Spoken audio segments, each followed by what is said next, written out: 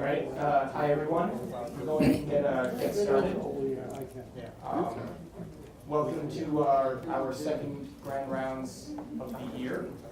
I have the pleasure today of introducing Dr. Keshavan, who certainly doesn't need an introduction, so I have a very abbreviated version of the hits to remind everybody.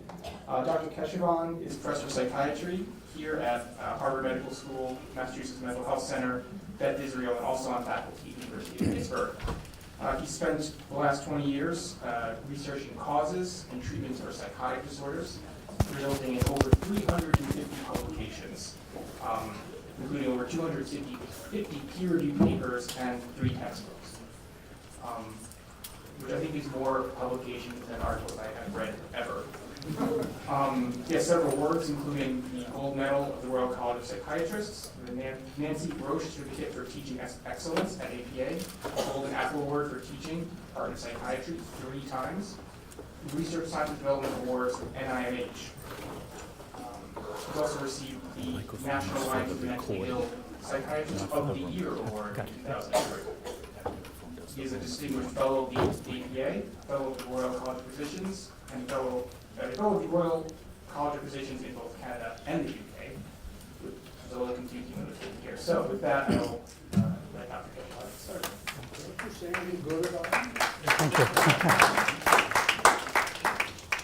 Thank you very much, Tim, and thank you, Bob, for inviting me. I was told that I'm competing for the Kavanaugh hearing. I've tried to do my best to keep. I was competing with myself while I was preparing to come here. So I'm going to talk about a complex topic of what we know at this time about the neurobiology of schizophrenia. It's an exceedingly fascinating story of the psychiatric neuroscience field, still with many unanswered questions. But I'm going to try and make it simplified in a way that could help us to think about how to talk to our patients about the nature of this illness. First of all, that's very important. And secondly, how do we train our future generation of researchers and clinicians as to how to formulate and think about this illness on a day-to-day bedside situation.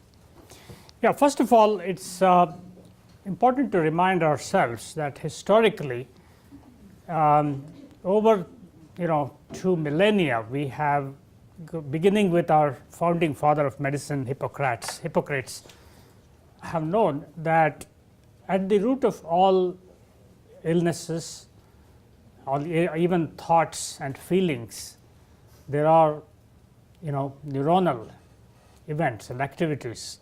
And Hippocrates said men ought to know that from nothing else but the brain come joys, delights, laughter, sports, and sorrows, and griefs, and despondency, and lamentations. And he was also of the view, which was there for the subsequent several centuries, that mental illnesses are related to abnormal chemical imbalance, and at that time it was the 4 humors. But somehow history forgot a lot of those kind of good lessons. Over the last century, since we began to understand what we call schizophrenia, several theories of this illness sprouted.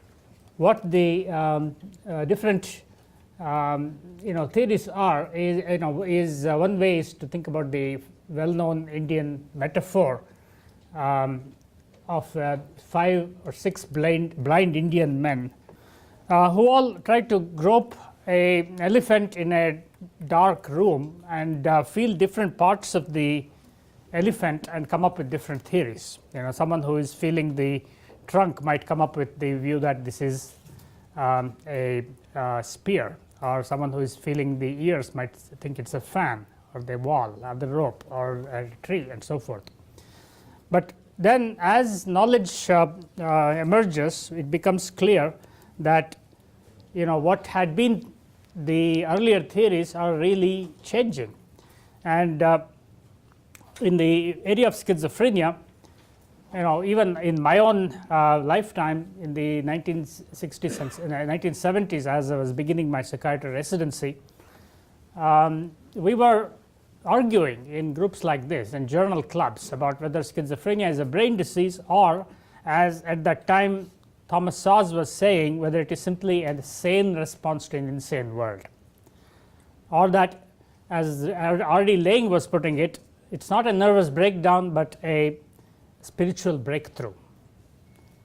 And of course there were theories that it is due to a schizophreniogenic mother and or a schizophreniogenic grandmother even. And then ideas about its being an autoimmune disease and a developmental disease and so forth became more and more popular. And we'll come back to those themes as we go forward. So let's think about a typical patient, and I go back to my own residency days and the kind of patient that I would see at that time, and this is kind of a typical patient at that time I saw. A 20-year-old woman brought to the outpatient clinic by her grandmother. In childhood, she has some cognitive problems, diagnosed as ADHD, remembers mother as being cold and distant, frequently silently feuding with the father, a dentist with bipolar disorder, maternal uncle has schizophrenia. In high school, she is socially withdrawing, daydreaming, declining grades, worries about her classmates might be spreading evil rumors about her, and occasional whispers saying bad rumors about her. But she's not sure. And when she enters college, she begins to get convinced that her professor is stalking her, and also she begins to hear the voice of her deceased grandmother. She is treated with haloperidol and with weekly psychotherapy. And 4 years later, she continues to hear some chatter in her head, remains unemployed and with poor motivation, has recurrent depression and a manic episode, leading to shifts in diagnosis from schizophrenia to schizoaffective to bipolar disorder. She is unconvinced about the need for meds and asks for what her illness really is. And you can summarize the typical story of a schizophrenia individual in this kind of a sequential diagram. There is a pre-morbid phase, and there is a prodromal phase, and then there is the psychotic episode during during adolescence, and then there are relapses and remissions, and then a persistent chronic state of stability with persistent negative symptoms and cognitive impairments.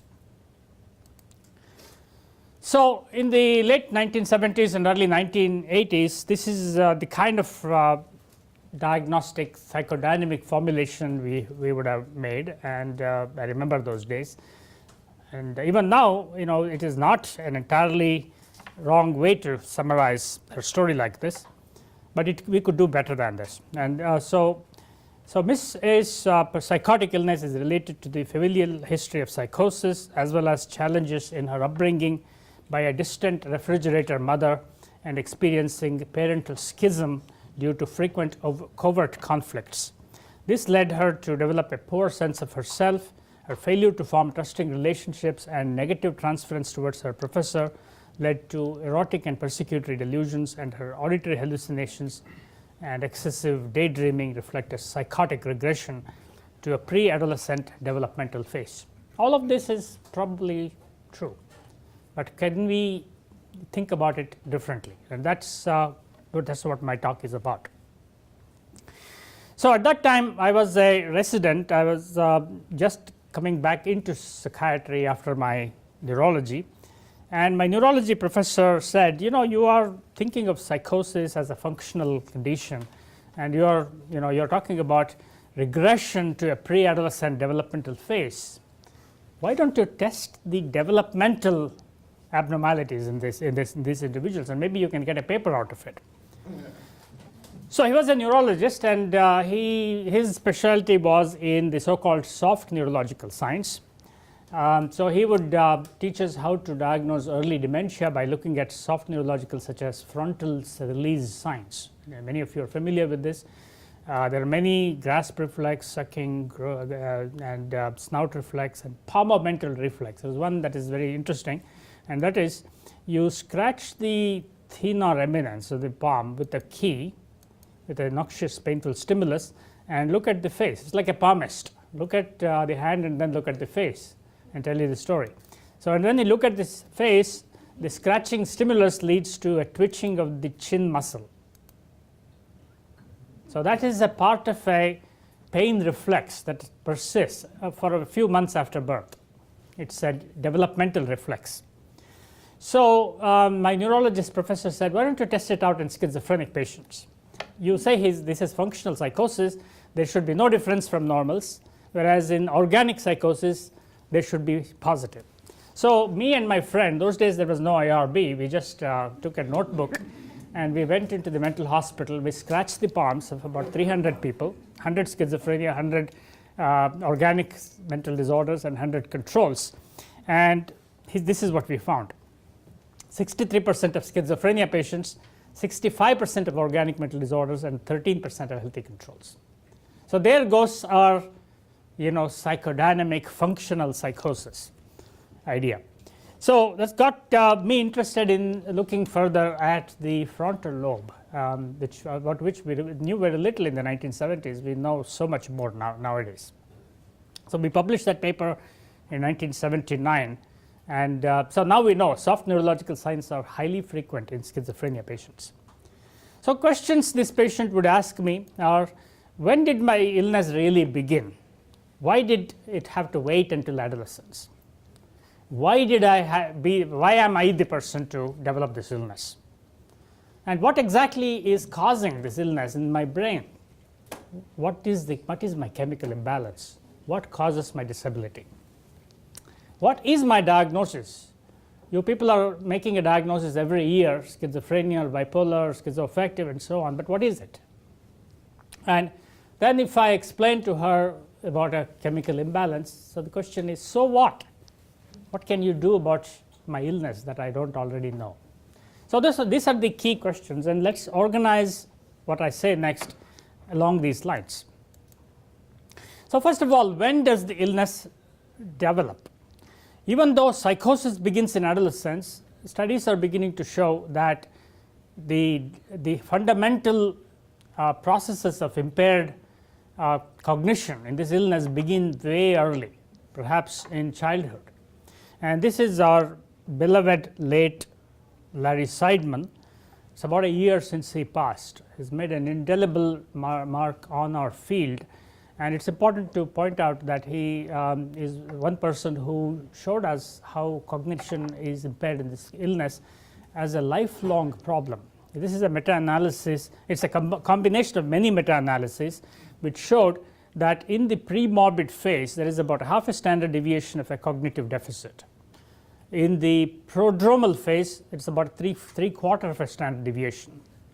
And in the first psychotic episode, it's about a 1 standard deviation, and only a little bit further decline in the chronic patients. So in other words, the majority of the cognitive decline happens during adolescence. Psychosis begins during adolescence, and cognitive impairment begins during adolescence. So that is what brings up the question as to why is it that the adolescence is such a critical, important period. So in order to know the neurobiology of schizophrenia, it's important to know what is the neurobiology of normal adolescence. So that's what we will first talk about. And we think about what happens to the brain during adolescence. Think about the brain structure, the brain connectivity, and the brain function and the brain chemistry. So let's take those in turn.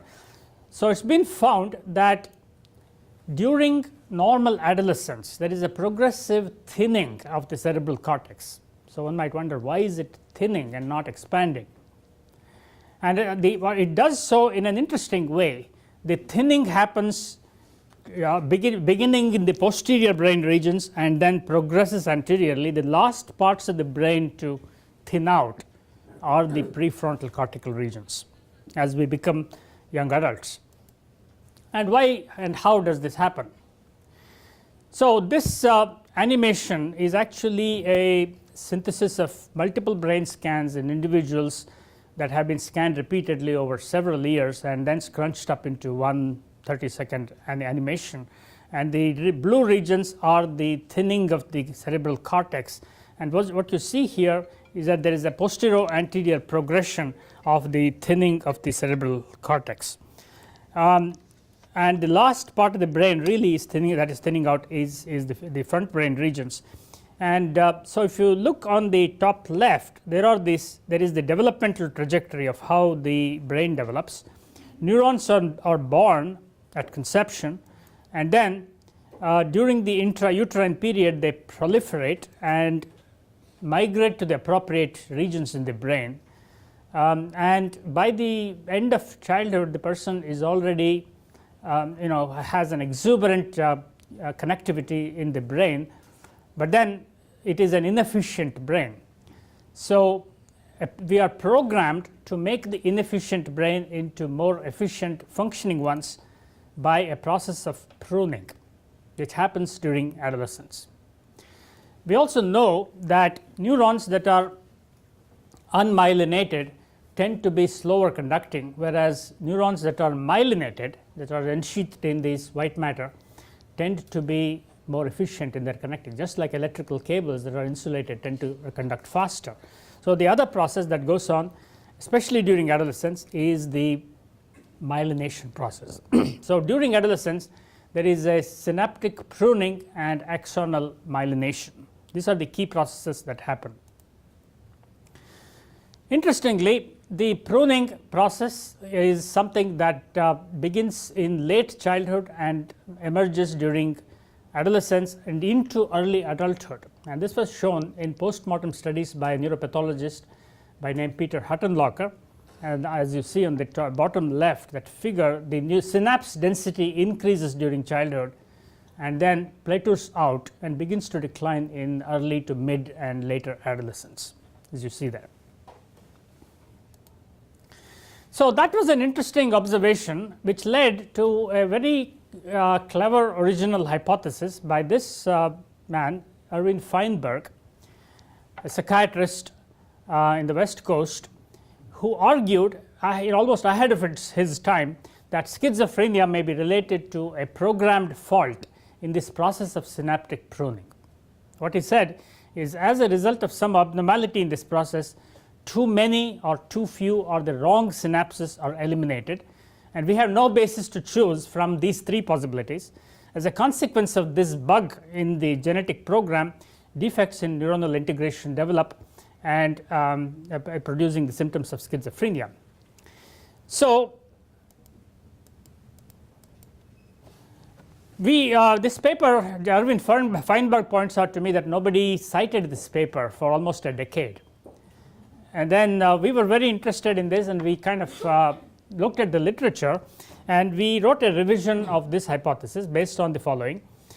What you look at is, if you look at synapse density, it goes down during adolescence, so does gray matter thickness, so does the rate of metabolic activity in the prefrontal cortex, the amount of delta sleep, and the rate of membrane synthesis in the prefrontal cortex. They all go down, consistent with the view that there is a cortical pruning that happens during normal adolescence. But what happens in schizophrenia, the literature at that time was pointing to the fact that there is already a diminished synapse density in schizophrenia, there is a diminished gray matter thickness, reduced prefrontal metabolic rate, diminished delta sleep, and diminished prefrontal phospholipid synthesis. So if you combine all of those ideas, the idea emerges that what happens during adolescence in those at risk for schizophrenia is not a failure of pruning, but perhaps an exaggeration of this process of synaptic pruning, as that red line here would indicate. And the cartoons at the bottom are the neuropathology, or the how the brain looks under the microscope in a child, and an early adolescent and a late adolescent, and of course if you go further into our 50s and 60s, it will begin to look like a child again. And David Lewis, who was at that time my colleague in Pittsburgh, showed in a landmark study that postmortem brains of schizophrenia patients showed a loss of dendrites and synaptic knobs from the axons in people with who had schizophrenia when they were alive, compared to the top lines there, which are like the trees and branches in Boston during the spring and summer, whereas the bottom is the winter. So that's what happens in this illness. So then the question then may be asked, how does the brain know when to prune its synapses and how does it do that? So an important discovery that was made some years ago, just about less than 10 years ago, not far from here at the Boston Children's Hospital by Beth Stevens. She found that there are these cells in the brain, the glia. Glia are macrophages. Macrophages in our bodies generally are there for defensive purposes. If there is an external attack by a pathogen like a bacteria, they go and eat that, and that is their job. But what do they do in peacetime? What she found is that macrophages are repurposed during peacetime to eat up those synapses that are not functioning, so that the brain is made more functional. It's like the military who during peacetime build bridges or clear debris and so forth. So that was a major discovery, and so what she found was that the way it does that is that the microglia have proteins on their cell membranes which are complement proteins, and this is what picks up the inactive neurons. As you see here on the left are the inactive synapses that are not functioning, and when a synapse is not conducting an action potential, that is detected by them to prune out, or when do they stop pruning. So keep that also in mind as we come back to it later. So all of this is about brain structure, what happens during adolescence. Pruning happens, the perineuronal networks probably begin to plateau out, and all of this have functional consequences. And what happens to the woods and forests when highways develop? Just think about it. And the woods and forests give weight to the highways in the brain. So as the synapses diminish, there are large scale informational highways that are developing in the brain. So not surprisingly, while gray matter is diminishing, white matter is expanding during adolescence, and that is well shown in the figure on the left here. With age during adolescence, there is an expansion of connectivity, and keep that also in mind as we come back to it later. Hooja Collin, a postdoc in my lab, who is not here today, has written a recent paper arguing that the way the connectivity develops during adolescence might be abnormal in an illness like schizophrenia. Normally, when these informational highways develop, what happens is there are certain connections that become stronger than the others, and they survive and get stronger, just like in the American airways system. If there are some hubs like New York and Los Angeles and so forth, there is more traffic there, and if the traffic increases, it is the hubs that become more active, and those are called rich clubs. So the argument is that our brain develops and differentiates with many rich clubs developing in our brain connectivities, and we'll come back to it also as we go forward. What about brain chemistry? We talked about structure and the connectivity, but the brain structure follows a very interesting sculpting during adolescence. There are some neurons that begin to diminish, which are the excitatory neurons. The glutamatergic neurons, which are excitatory, typically are the ones that prune out during adolescence. By contrast to that, there is another neurotransmitter system that is also excitatory, which is, we all know this very well as the neurotransmitter that underlies risk-taking behavior, even love, excitement. Which one is that? Dopamine. So dopamine also grows into the prefrontal cortex during adolescence. So why are the adolescents so jumpy and excitable? It's because there is a lot of glutamate and dopamine hanging around there.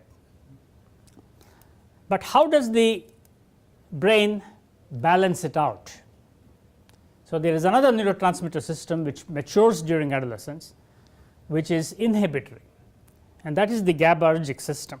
So, in essence, during adolescence there is a fine tuning and an evolution of competing brain systems which are excitatory and inhibitory, so that by young adulthood we all would have reached some kind of excitatory inhibitory balance. So, it is like the balance between the accelerators and the brakes in our brain.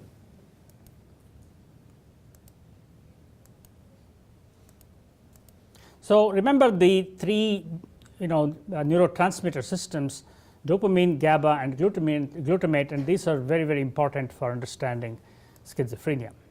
So, in summary, up to this point, the brain stops automatically adding new connections and we start losing what we don't need, and then it does so in a progression, so that the frontal lobes are the last ones to mature. And that is why this says here, young man, go to your room and stay until your frontal lobes finish forming. So, what is happening in schizophrenia, and I won't go into too many of these details because there is a huge body of literature. In familial high risk offspring, there is already a diminished gray matter in cortical brain regions and subcortical brain regions, which we have been seeing in many studies. And in the prodromal phase, especially in those who converge to psychosis, there is evidence from the Naples study, of which we are one of the sites, showing that those who converge to psychosis have much more pronounced loss of gray matter. Those red brain regions in the middle there, those are the gray matter reductions. And even after the onset of the illness, for the first few years, there is a progressive loss of gray matter in the first few years. All of those perhaps would explain this reduced synapse density in this illness. Now, I talked to you about the connectomic work that Hujra Collin is doing in our group. This is based on data from Shanghai, from a study called SHARP of prodromal individuals. And what she found is that if you look at the connectomic maps of people who are at risk for schizophrenia, there are those who converge to psychosis who are characterized by abnormal connectivity patterns in some critical brain regions in the frontal and temporal lobe regions. And if you look at those patterns and follow up these people, those with the connectivity abnormality are the ones that are converting to psychosis down the road, compared to those who do not show that kind of a modular abnormality. So, we can talk a lot about how exactly this connectivity abnormality leads to psychosis, and perhaps it's like a failure of the traffic patterns in the United States, and if there is a failure of major hubs, some local regions get hyper traffic, and this is what might happen in schizophrenia. Some local regions like the hippocampus or the default network system might get hyperactivated because of a failure of big informational highways systems. I talked about soft neurological signs, and many groups, including us, have shown that first episode psychosis patients have very pronounced neurological abnormalities in so-called soft neurological signs. They have pervasive neurocognitive deficits, and of course structural brain alterations, and also hippocampal overactivity, which might explain psychosis. Let's go to the next question. She asks us, what is this chemical imbalance that people talk about, and why I should be taking Haldol or risperidone and so on. So that brings us to the question as to what are the neurotransmitter systems in the brain. There are two key brain dopamine systems. There is the cortical brain system, which is the mesocortical system in the blue, and then there is the limbic brain system, which is in red, which goes from the midbrain to the limbic brain regions. And this is what the dopaminergic system is constantly balancing between the two. And the original hypothesis, which I grew up with as a psychiatry resident, was that there is too much dopamine in the brain, and so there is the excessive release of dopaminergic neurotransmitters, which is what leads to psychosis. Standard theory. This is what we all learned, and there is some evidence that there is truth to this. Dopamine transporters are not abnormal, dopamine receptors are not abnormal, but what seems to be increased in this meta-analysis here at the bottom, the middle bottom, is that the presynaptic dopamine synthesis is increased in people with schizophrenia. So, there is a dopaminergic excess, but it is much more nuanced than it was when we were learning psychiatry. But that may not explain everything. While the dopamine excess might explain psychosis, how do we understand the negative symptoms? How do we understand cognitive impairments? So, that led to a brilliant hypothesis by someone who actually trained here, Danny Weinberger, at Mass Mental going back into the 1960s, and he argued that there is a excessive subcortical limbic dopaminergic activity and a failure of mesocortical dopaminergic activity. The excessive limbic activity causes psychosis, and the deficits in mesocortical activity leads to cognitive impairments and negative symptoms.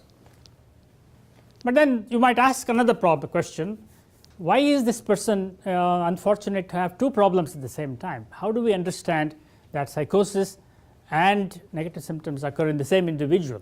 So, one needs to develop an explanation for that. So, the explanation for that comes from how cortical dopamine talks to limbic dopamine. So, which is the neurotransmitter system that connects the cortex to the subcortical system, and that happens to be the glue between the higher brain regions and the lower brain regions. When you say glue, remember the word glutamate.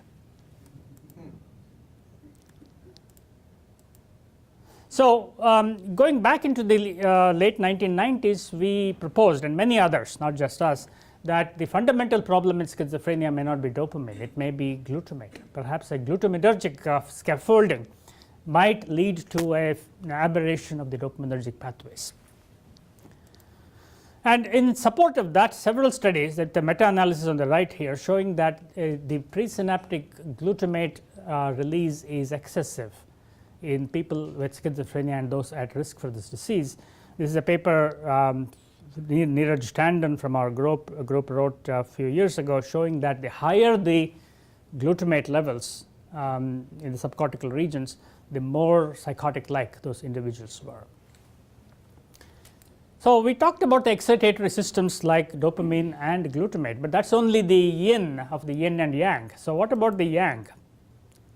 So, that brings us to the GABA system, and there are studies that are beginning to show that there are GABA abnormalities in this illness as well. Postmortem studies show GABA alterations in the brains of people with schizophrenia, and a PET scan study showed recently that the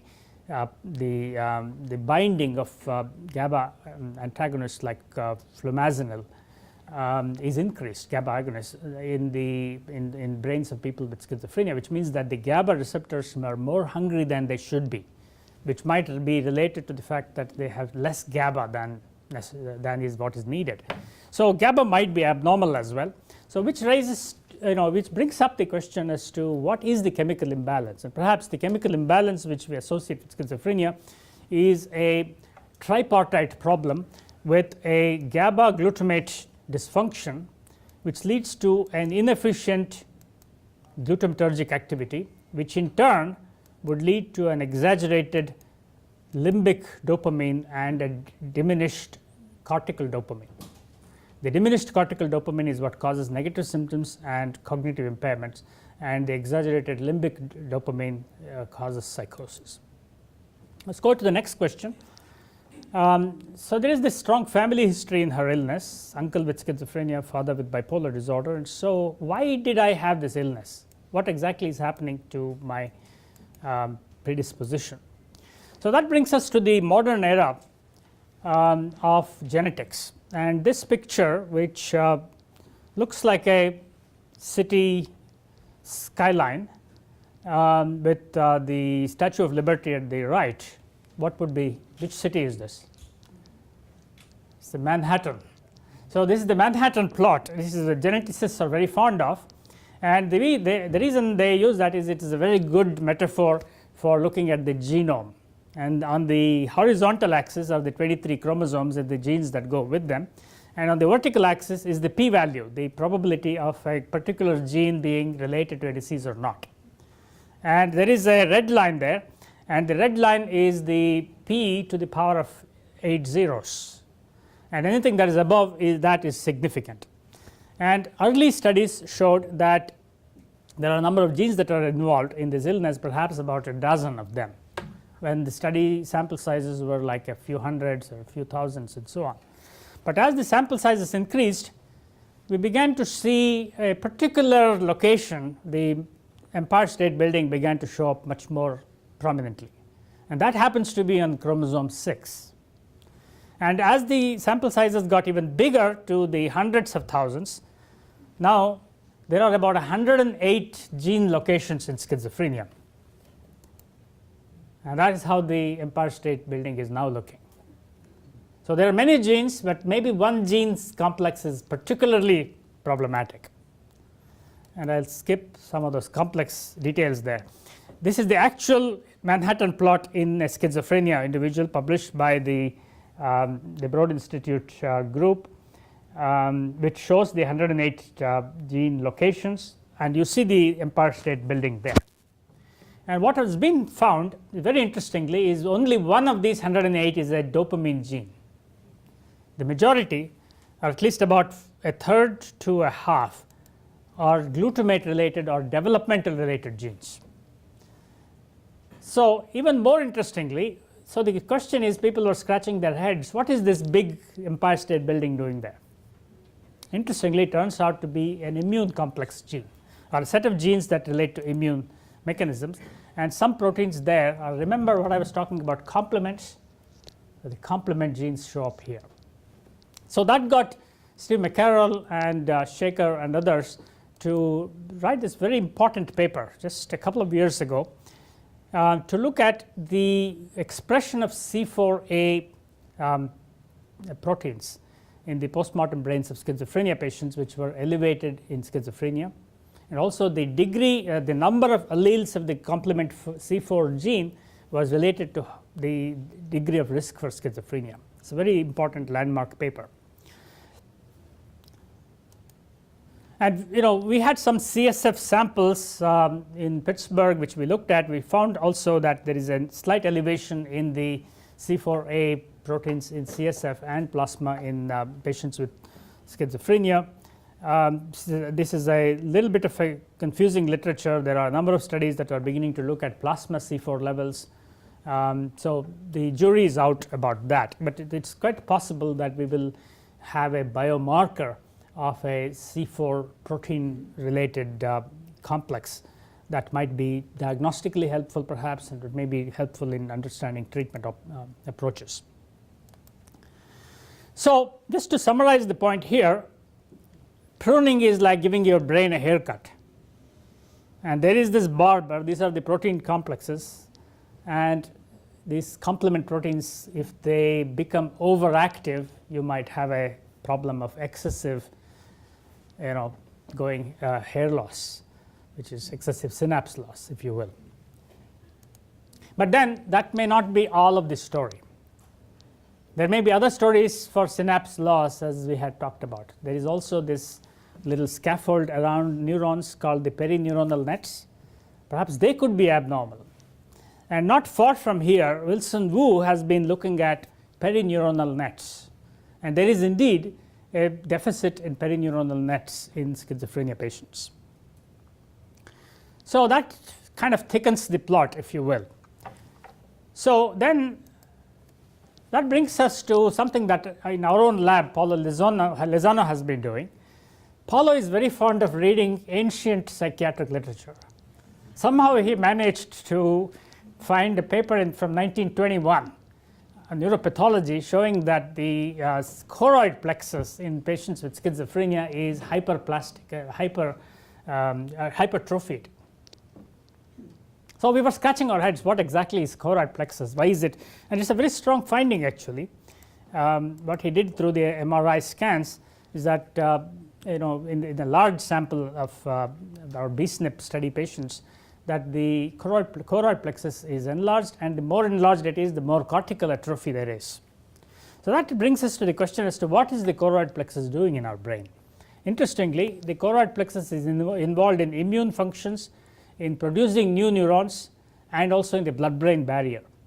It's increased in schizophrenia and correlated with cortical atrophy, and may regulate synaptic plasticity via producing some proteins called OTX2, which is involved in the production of perineuronal nets. So there may well be a story here, even though we need to do more work on it, that perhaps there is a neuropathological abnormality which leads to a failure of certain mechanisms that regulate synaptic plasticity. Complement proteins may be one path to that. These proteins from the choroid plexus, the OTX2 like proteins, may be another.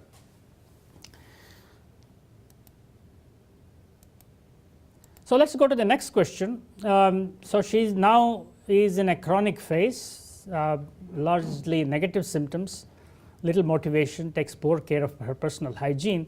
How exactly is the functional disability in this illness caused? So that brings us to the question as to whether simply the synaptic loss is enough to explain this really serious, devastating illness. There are many mechanisms perhaps, and there may be a failure of neurogenesis, failure of migration, even perhaps an abnormal development of the glial cells, myelination problems, beginning with childhood, or there may be an excessive pruning, an abnormal cortical myelination, an abnormal plasticity of brain networks, and going forward into chronic illness, there may be failure of glial support. These neuroglia are important for supporting neurons, and they're kind of housekeeping soldiers in the brain, and which are constantly repairing myelin that is destroyed. And so all of these mechanisms might be quite possible. There may be multiple hits to the brain which may affect multiple pathophysiological processes. And of course genetic factors are important, but they work in interaction with multiple environmental factors that may operate at a pre-morbid level during adolescence or even during the chronic illness. In the early phase, there may be the so-called first hits that include brain infection, trauma, hypoxia, winter birth, urbanicity, malnutrition.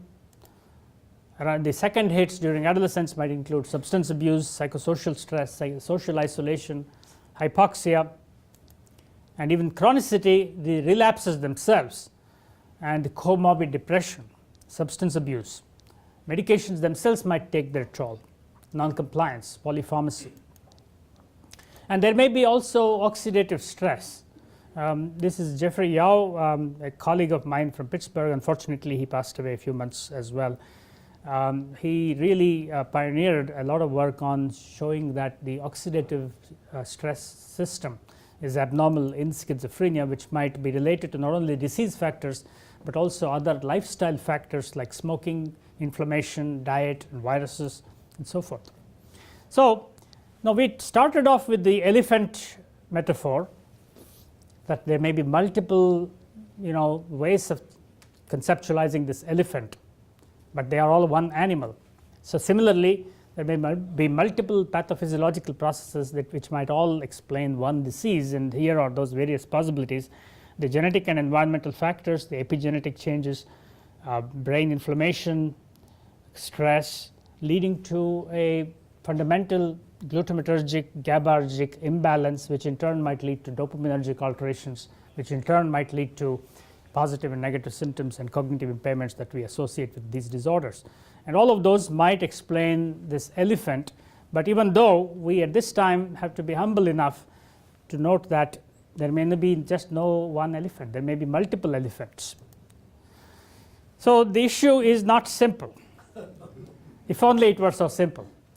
So the search for schizophrenia pathophysiology would go on, but in the meantime we have to tell our patients why we make this diagnosis that we do, why we use this treatment that we use. So she asks me, why is my diagnosis constantly changing? So that is a question we have been very interested in, and we have an ongoing study called Bipolar Schizophrenia Network for Intermediate Phenotypes, or BSNP, in which we have decided to be agnostic to DSM. So, basically we collect psychosis patients across the United States, about 3,000 of them, and agnostic to diagnosis, conduct a neurobiological battery and see whether using biomarkers we can identify different subtypes. And indeed, using machine learning analysis, we were able to identify 3 biological subtypes. One of them seems to have more likely genetic factors, higher family histories of psychosis, and also more cognitive impairment, more social impairment. And another group, to the right there, the green, biotype 3, somewhat higher exposure to cannabis, which is why it's green. And then there is the middle group. So, interestingly, when we look at brain scans, which we did not use in this construction of the biotypes, the biggest gray matter loss is in biotype 1. A little bit gray matter loss is there in biotype 2. And biotype 3 does not differ from controls. So, there is a biological change that this kind of a physiological subtyping seems to predict. And the DSM diagnoses are all over the place. The 3 plots here are the biotypes 1, 2 and 3, and the different colors are the red is schizophrenia, green is schizoaffective, blue is psychotic bipolar disorder. And this is Brett Clements, who is our collaborator who is leading this biotype effort. And we have been finding, as I said, that biotype 1 has the most prominent brain abnormalities, which is much more diffuse, and biotype 2 is more focal brain abnormality, and biotype 3 does not seem to differ between healthy controls and biotype 3. Cynthia Guimond, another postdoc in our group, looked at the hippocampi and found that the hippocampal abnormalities are there across all of 3 diagnostic groups, schizophrenia, schizoaffective and bipolar disorders, but the hippocampal abnormality seems to be unique to biotype 1. So, again supporting the idea that a biological subtyping might actually get us a better way of discriminating subtypes. Sinead Kelly, who is another is a faculty with us now, looked at another aspect of brain function, which is the inflammatory brain markers, and which are the free water levels in the brain in the fusion tensor imaging. And what you find here is in the bottom right that the biotype 2 has higher elevations of this free water excess, which we believe might be related to inflammatory processes.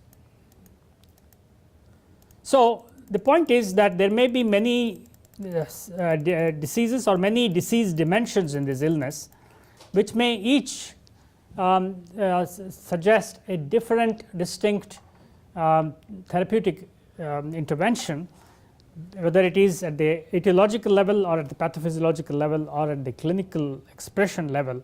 And what we need to be doing going forward in the field is a stratified approach to these complex disorders. So, it may be that there are multiple different syndromes in this illness, and each of which might have a different particular pathophysiological target, and we need to identify what they are and treat them with those. And there may be different connectivity disturbances, there may be different molecular disturbances, and they have to be treated appropriately. The molecular disturbances may suggest multiple targeted pharmacological interventions, which are listed here. I won't go into all of those details, but they include dopamine, GABA, glutamate, antioxidants, anti-inflammatory compounds and so forth. In the interest of the stratified psychiatry approach, I also want to point out another exciting line of work that from our group Roscoe Brady is doing, in that's the next slide. But before that, just to point out that pharmacological treatments are not everything. Psychosocial treatments can reverse brain damage as well, and it's GABA modulators, and optimal pharmacotherapy, early intervention, early detection, treating comorbid depression, substance abuse and cognitive rehabilitation. It's also important not to forget the multiple environmental factors, and Jaya Padmanabhan from our group has written this paper on what is called poly-environmental scores. Now, just like we identify polygenic scores, there are also multiple environmental factors which together contribute to a larger part of the variance in psychopathology, and that may be clinically useful at some point in predicting psychosis. So my key points are: when does this illness develop? So schizophrenia might result from an exaggeration of synaptic pruning during adolescence and a failure to fine-tune excitatory and inhibitory circuits. But I would also add that the disease process may not just start at adolescence, it may start at birth. And there are many pathological processes that are already in motion before adolescence, but adolescence might trigger some important pathophysiological cascade processes. What changes in the brain? Structural, functional, and connectivity deficits in synapses may underlie these developmental derailments. Dopamine is clearly involved, but proximally so. But more fundamental imbalances in glutamate, GABA, and other molecules that underlie synaptic integrity are involved as well. So the question of why psychotic disorders are likely to be result from polygenic and poly-environmental factors and their interactions that affect brain development, synaptic integrity, immune functions, and channels, and so forth. And clearly, this is not one disease. Developmental brain abnormalities may non-specifically cut across many symptom-based categories and may identify distinct biological subtypes of psychotic illness. So we go back to the formulation of our patient. This is a young lady who was brought up by a refrigerator mother and a parental schism and a poor sense of self and a failure to form relationships and a transference towards the professor as a father figure, leading to regression to a pre-adolescent developmental phase. But can we do better than that? How about something like this? Matcheri's psychotic illness is related to genetic factors interacting with early trauma and their psychosocial stressors leading to abnormal synaptic integrity. The onset of her psychosis is related to, at an anatomical level, to an abnormal synaptic integrity. At a neurochemical level, an imbalance between excitatory and inhibitory systems, and at a physiological level, an impaired prefrontal function leading to negative symptoms and an aberrant temporal lobe functioning leading to psychosis. They are both right, but which one has more evidence? Which formulation has more evidence? So that's a question you can answer.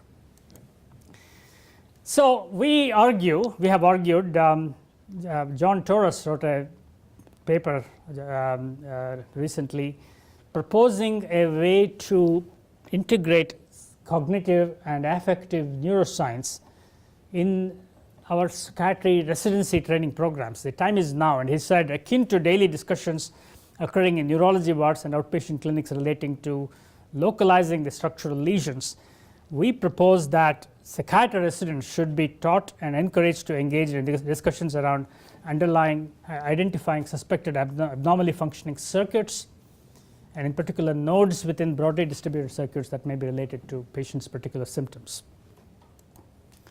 Thank you very much. I think that's my life. There are many people.